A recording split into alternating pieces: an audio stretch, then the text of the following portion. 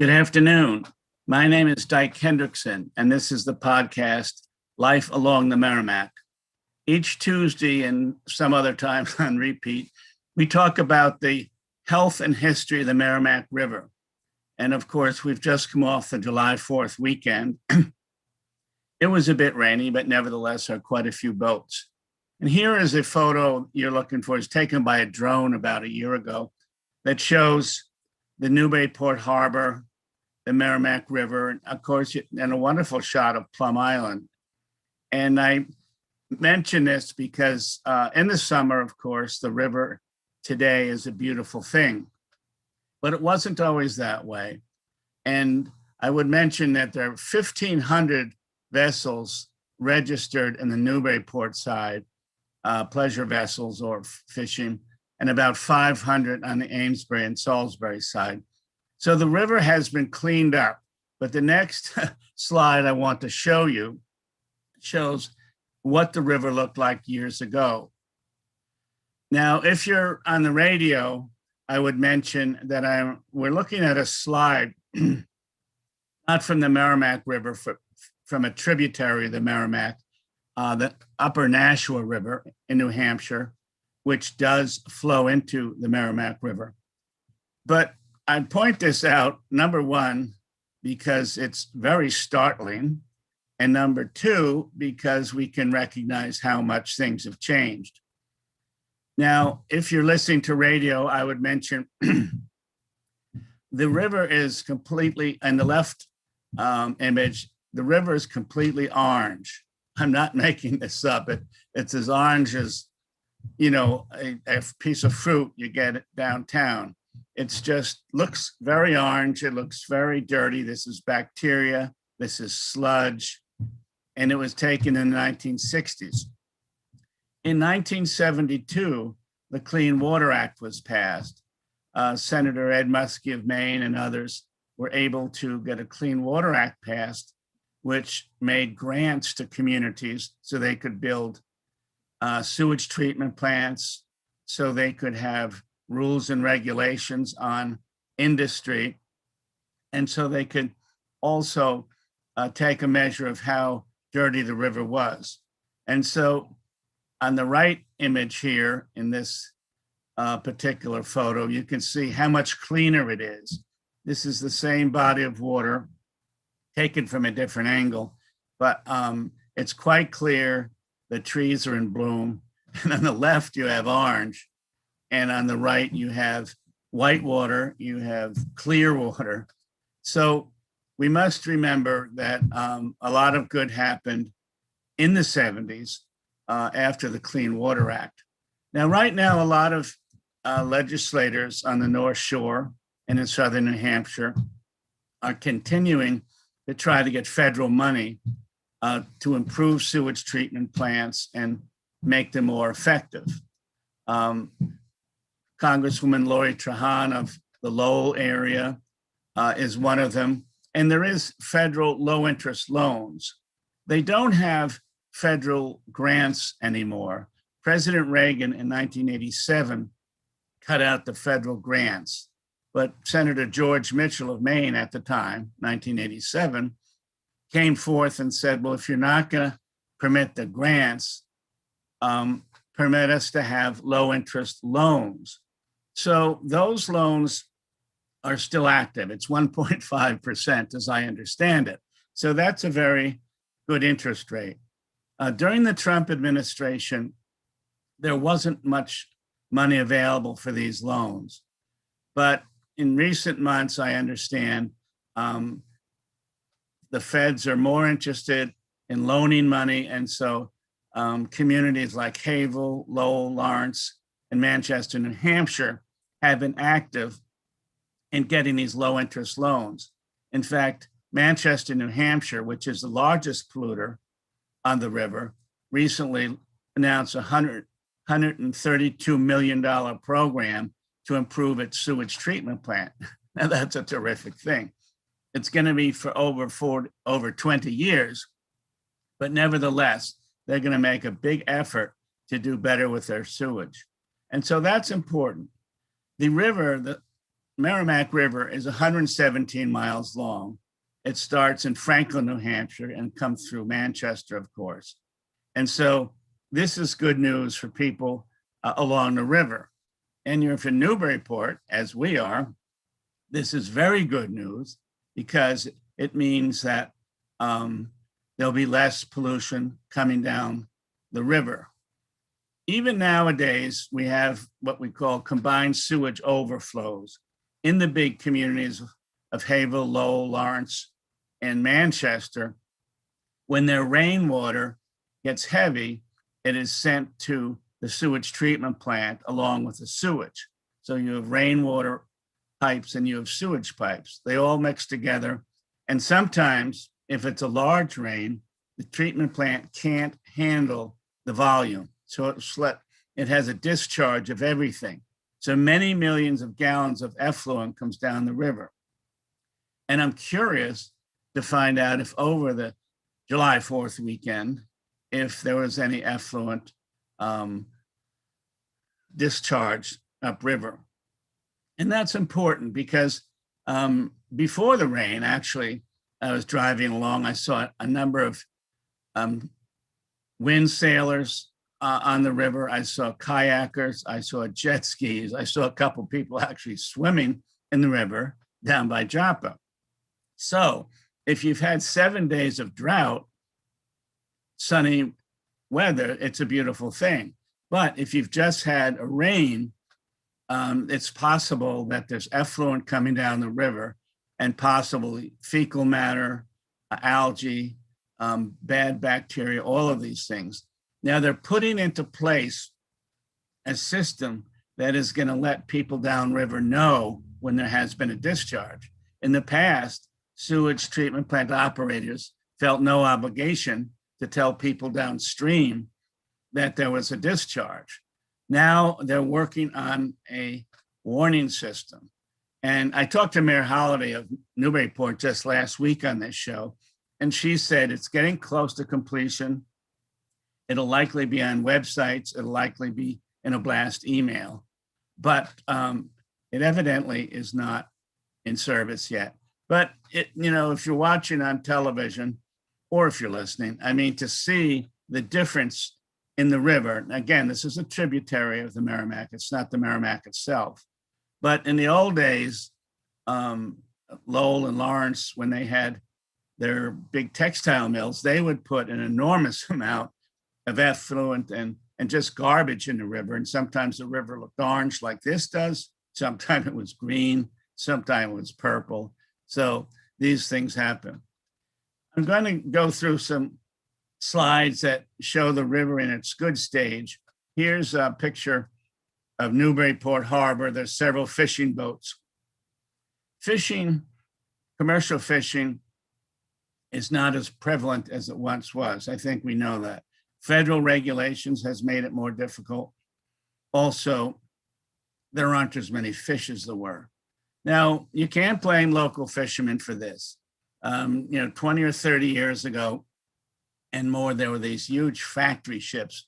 Japan and Norway had these enormous ships. They had nets 20 miles long, and they would just suck up anything along the North Atlantic. So that did affect our local fishermen. There aren't many left, but if you ever are in conversation, it's not because of the small fishermen.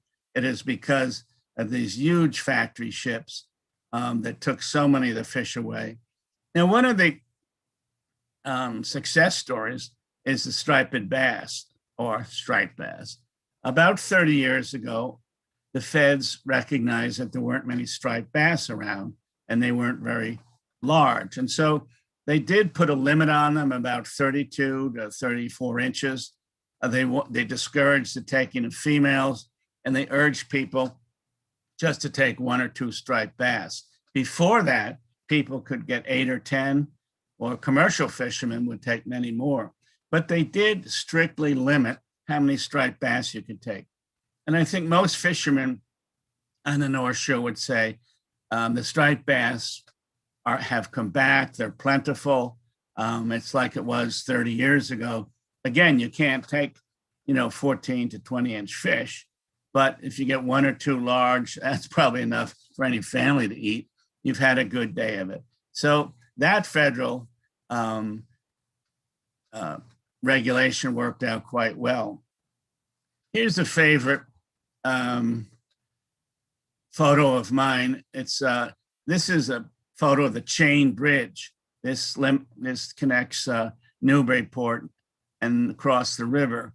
And I'll read it for you. The first bridge over the navigable waters of the Merrimack, open to travel 1792, built in 7 months under the direction of Timothy Palmer, rebuilt as a suspension bridge in 1810, rebuilt in 1828 and maintained as a toll bridge until 1868.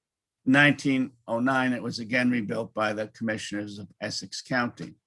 So this shows you the bridge and commerce across the Merrimack goes back at least till 1792. Now, sometimes when I speak, folks point out to me that, there's a lot of commerce on the North Shore in the Merrimack before the European settlers, which is absolutely true. Native Americans spent much time in this area. They would live up towards Haverhill or in southern New Hampshire in the winter and come down to Plum Island or next to the river in the summer. The fishing was good. Even back then, people loved to swim and play in the beach. And so the Merrimack has a very long history. Here's a picture of Lowell. This is upriver, and you can see we frequently talk about how much has been done to the river over the years. This is a picture that shows several dams, a lock, and ways to hold back the river so that factories could get the maximum of hydropower. To the right is UMass Lowell. I've known some young kids, friend of my children, who have gone to UMass Lowell. It's a great dorm. The view is great. And so UMass Lowell has taken advantage of its proximity. Here is a wonderful photo, and I'm going to be describing the photos. Of course, if you're watching TV, you can see them. If you're listening, it's probably helpful. This is a picture by Brian Eaton, a Salisbury photographer. It shows a eagle on an ice floe with a large fish that he has consumed most of. It's very dynamic. And I use this in my book which is titled Merrimack, the Resilient River, and also in presentations to show that the river, as it got cleaner, the wildlife came back. And it wasn't just fish, but eagles and osprey and many predator birds came back. And this is really a dynamic photo of an eagle having a meal. And he seems to have cleaned his plate, if I can use the term. There's not much flesh left on this fish, but I won't go further into it. But this is a wonderful shot showing an eagle with a fish from the Merrimack. This is Methuen.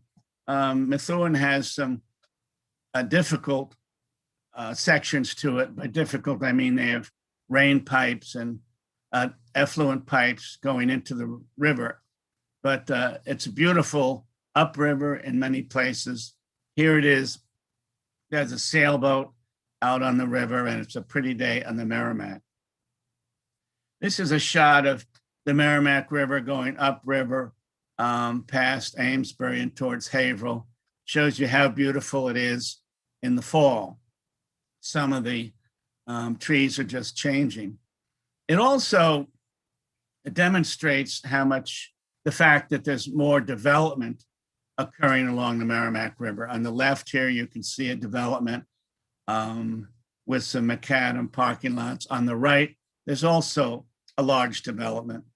And this, federal officials say, in the long run is a danger to the river because you take away trees, you take away some of the foliage and bushes and whatever, and you have rainwater and that type of thing flowing directly into the river.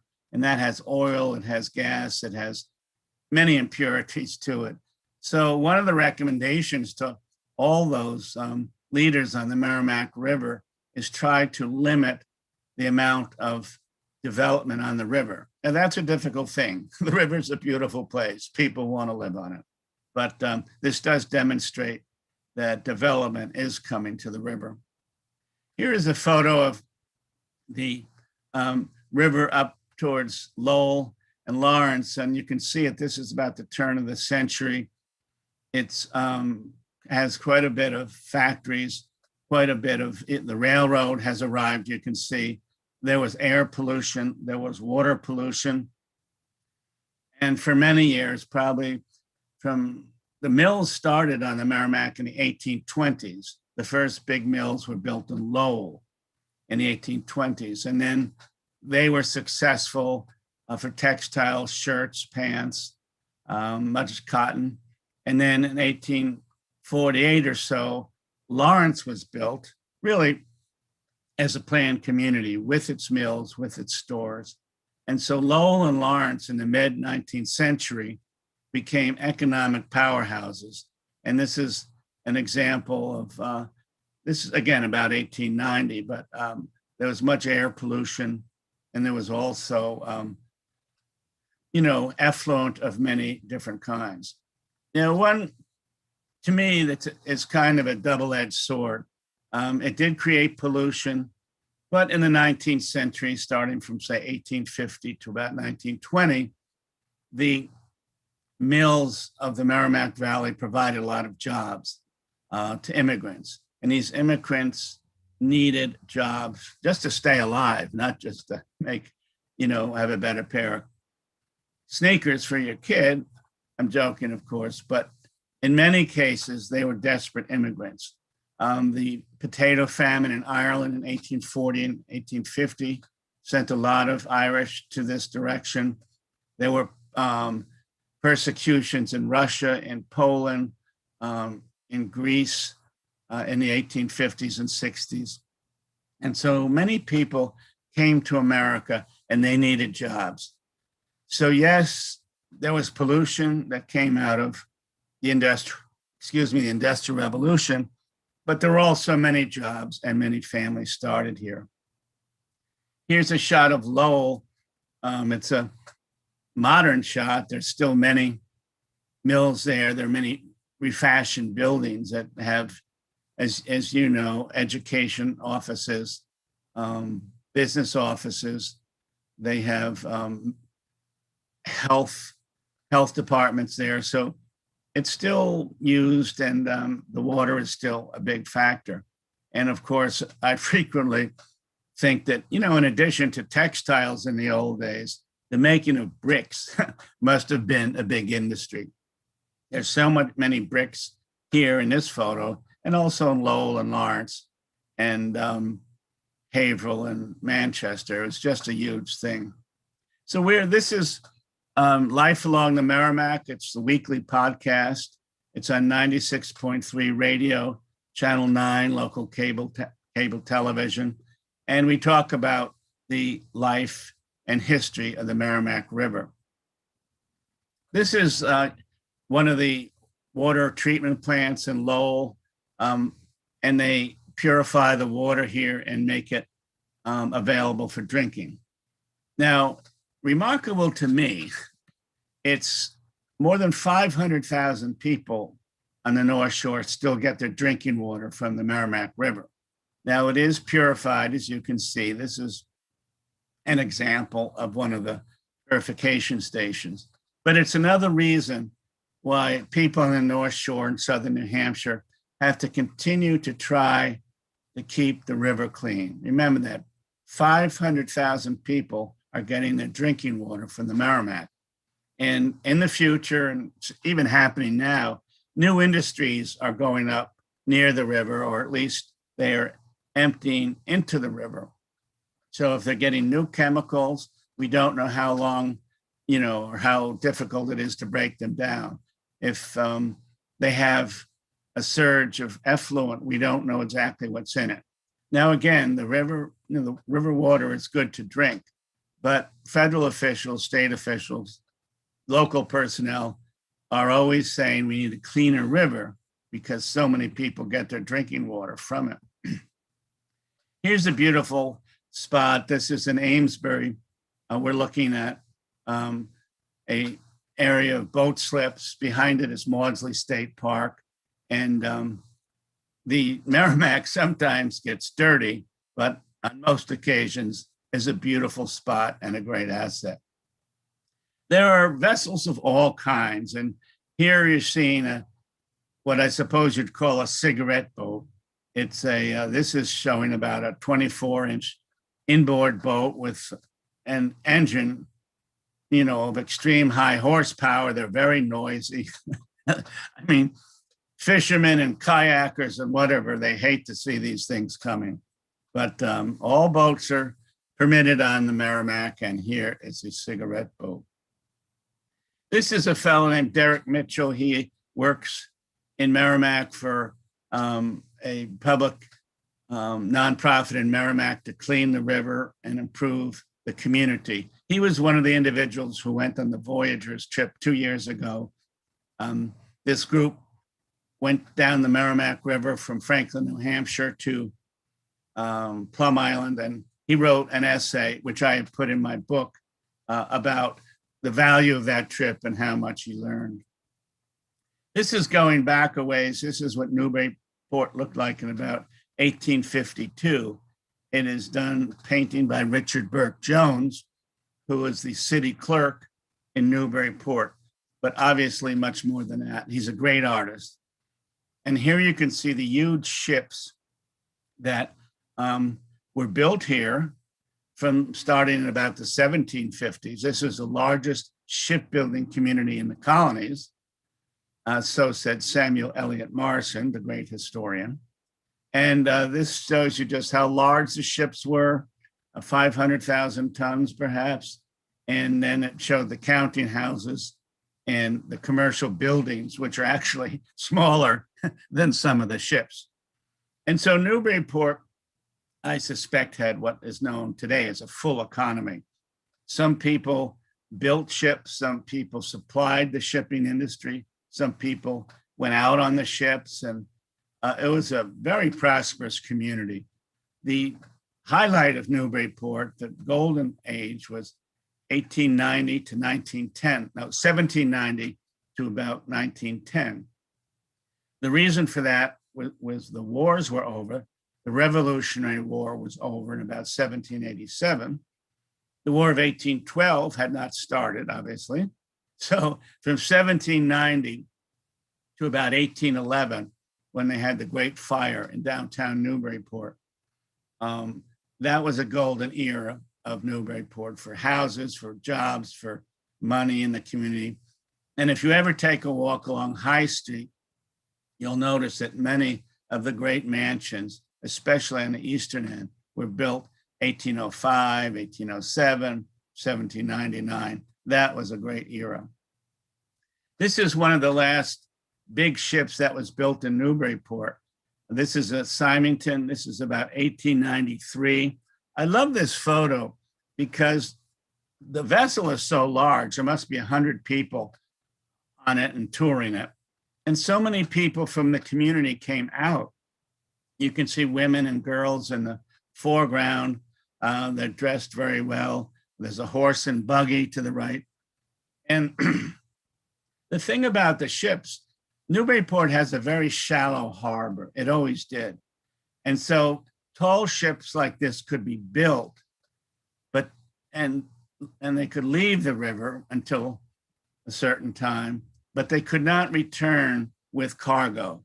They would, sink too deep into the water, and the river was too shallow to take them back. So that's one of the reasons why Newburyport did not really get into the age of steamboats. I mean, there are a few built here, and some of them were used as tourist industry vessels. But in general, the shipbuilding era ended about 1893 right here with this vessel. I would mention they put on the masts a little later, and this was a 4-masted vessel, and it went around the world. Here, as we say, there were steam ships. not built here necessarily, but they came here, and this was probably 1920, 1930, before most people had cars. Isn't this a wonderful photo? We're looking at a vessel, a paddle wheeler called the Empire State. And to the left, there are hundreds of people waiting to board the vessel. And it's just an interesting thought. People love to get out in the river. They go out for the day and have a good time on the Merrimack. In recent years, Newburyport has improved its parks in a major way. This is Joppa Park, which is down at Joppa, which is the area that sets you on the road to go to Plum Island. But here's some, beautiful flowers. They've been cutting the lawns, they have benches, and this is a very spectacular part of Newburyport. Newburyport has about 18 parks. They're not all on the river, but Joppa Park is certainly one of the most handsome. And the Coast Guard, we're looking at several Coast Guard vessels tied up in Newburyport. The Coast Guard was, the birthplace of the Coast Guard is Newburyport itself, the Merrimack River, in 1790. And since then, the Coast Guard has always had a presence here. It was called the Revenue Cutter Service when it was started in 1790. And actually, the term Coast Guard wasn't used until 1915. In that year, the Revenue Cutter Service, a revenue service, merged with the Life Saving Service, which also started on the North Shore, to make the Coast Guard. And in 1939, the Lighthouse Service was added to these two organizations. So again, the word Coast Guard actually came into play in 1915. They added the Lighthouse Service in 1939. And since then, there's always been a Coast Guard presence in Newburyport. Now, the Coast Guard station used to be out on Plum Island. In fact, old photos, and I'm currently doing a book on Plum Island, old photos show the Coast Guard station on Plum Island way back in 18th century, 19th century. But there are so many storms and so much erosion that eventually in 1973, the Coast Guard decided, well, we're going to build it on Water Street, not far from the commerce section of downtown. And that's where it is today. So there are about 25 coasties at the station. They come up from all over the country. They're very well trained. They train all the time, as a matter of fact. I remember a fellow, Josiah Welch, who was a prominent businessman in town for many years. He had a place out at Plum Island, and he used to say, one of the things I enjoy about looking out my window at Plum Island is there's so many Coast Guard exercises. They try to rescue people, in their exercises, or they have a helicopter come in.